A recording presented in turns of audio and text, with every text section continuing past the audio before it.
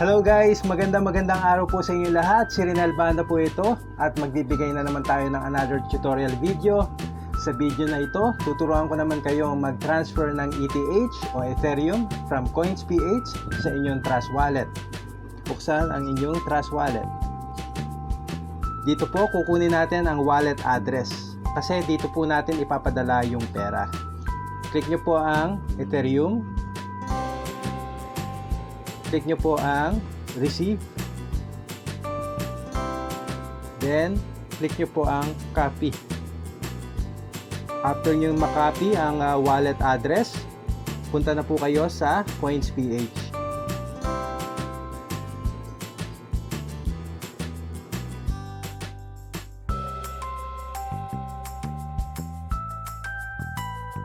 Punta na ngayon kayo sa ETH.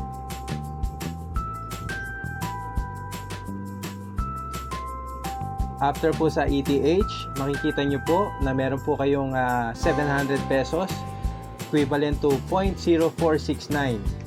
So ngayon, ang gagawin po natin ay i-click nyo po ang Send.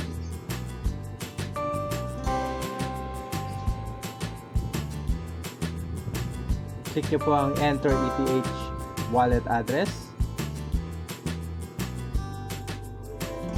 At i-paste nyo na po ang inyong wallet address from Trust Wallet. Click OK. So dito, i-enter nyo na po ang amount na ipapadala nyo. Meron po tayong Ethereum fee na 0.00855. Ang wallet balance po natin ay 0.046928. Magpapadala po tayo ng 0.03. Click nyo po ang Slide to Send. Click nyo po ang My recipient can accept ETH. Click nyo po ang I am not purchasing for an ICO. Then, slide, accept, and send ETH.